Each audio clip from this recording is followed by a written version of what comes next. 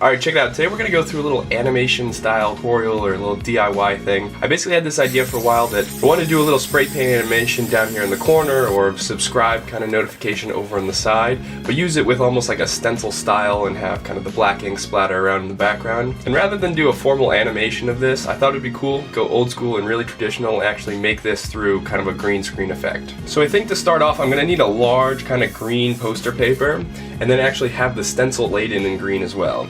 So if this section's totally green, we're going to actually be able to edit that out and make it totally translucent in the video. But here we're also going to have the stencil kind of laid in on top.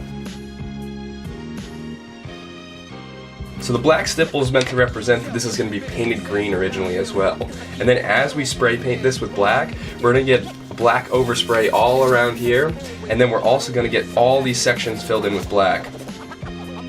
So then if we pull the stencil off, it's going to leave this entire kind of silhouette around in a nice square, and then the letters will remain black, and then we'll get some cool overspray.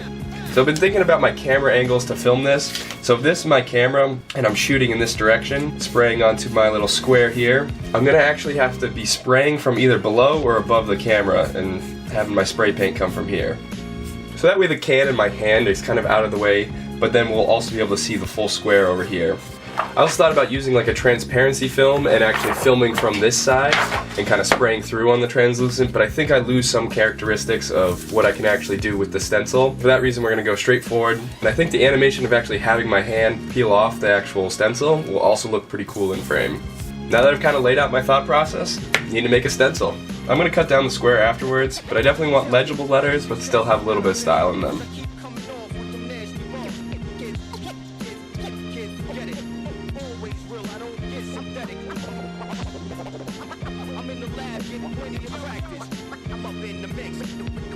Pretty satisfied with this outline? Let me go grab my exacto.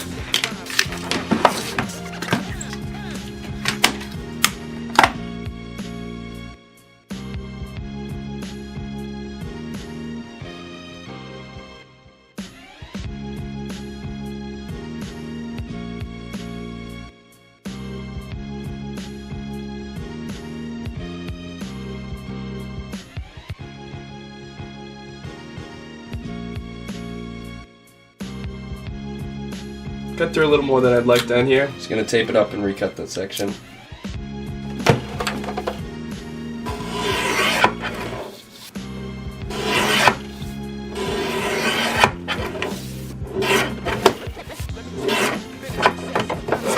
Now that this is cut out, I'm not the biggest fan of this section of the K. I think I'm gonna tape over that as well and see if I can resolve it somehow.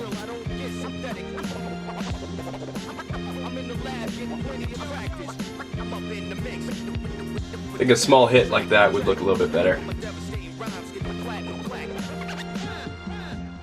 Now I think the E needs one as well. Good enough for me. Let's go get some spray paint. So I'm going to start with using this cardboard as the backdrop. It's already got a little nice white surface, so we'll put the green spray paint on top of that and then spray towards it.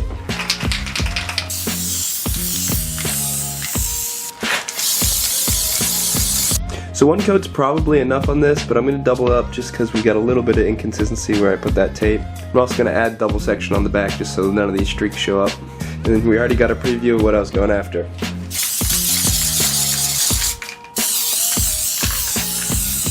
So I spent some time setting up some good lighting up here. So we've got, first off, a big shop light above me coming down. And then I've also put a little lamp down here on its side. So that way we don't have too much shadows cast when I'm spraying from out here. It looks like a nice plain green face. Whenever you have a shadow on a green screen, it makes it infinitely harder to actually pull that off and make it translucent again. So it totally defeats the purpose if you screw that up. Basically, I'll be spraying from out here. I've got, hands length away before I cast any shadows. And then we'll actually move this lamp a little bit off so we don't have too much bleed out or blow out with the lighter light down there. I think that'll work well. So I have the stencil here, but I'm also going to be using some spray tack to actually adhere it to the surface. This is vertical, so it'll be a little tricky to actually hold it up there, but I'll then peel it off afterwards. It should work great.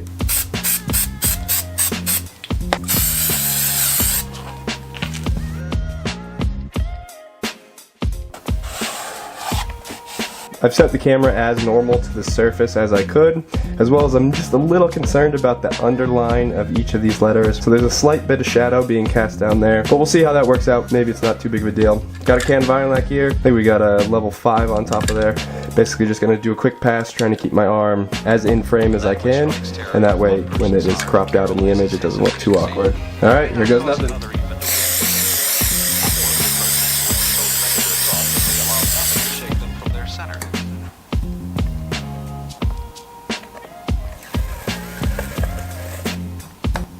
Now we're back at my desktop, just copying the file over.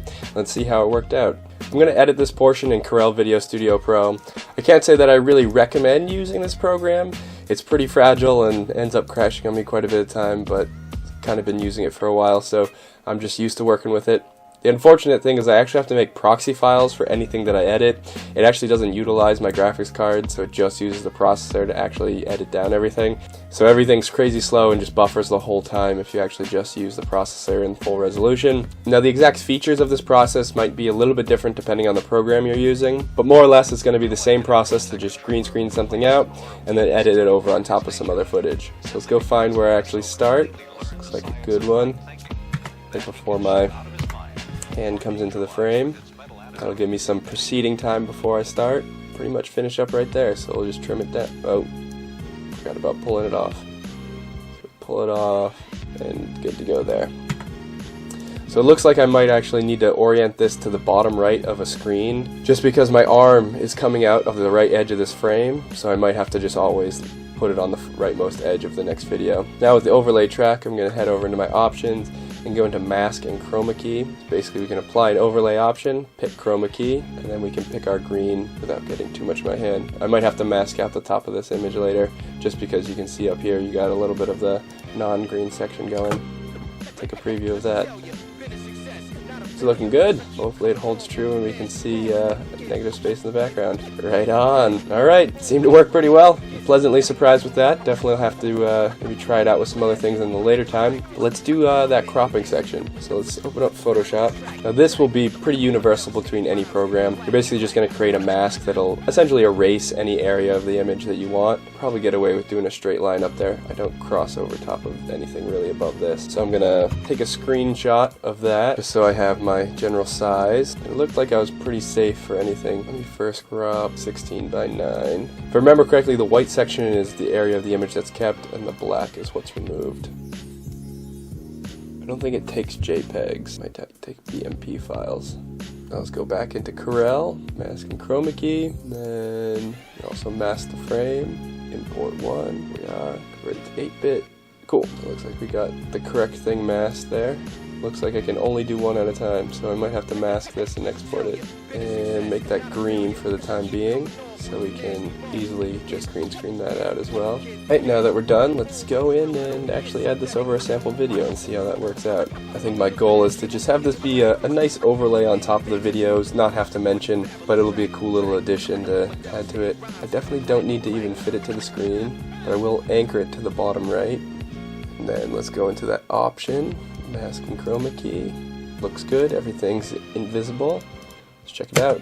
So at this point in the editing process, I was pretty happy about how the stencil was coming off of the background, but at some points I did notice that the contrast wasn't quite there. I went through for a little while and was trying to update and change the colors, and actually ended up making a white variation where the spray paint kind of looks white in the image. It worked out pretty well because in the video, the color of the spray paint was solely black, as well as the donut on the top of the can was pretty much the only other black part of the image. So keep that in mind if you are picking a color to do this yourself.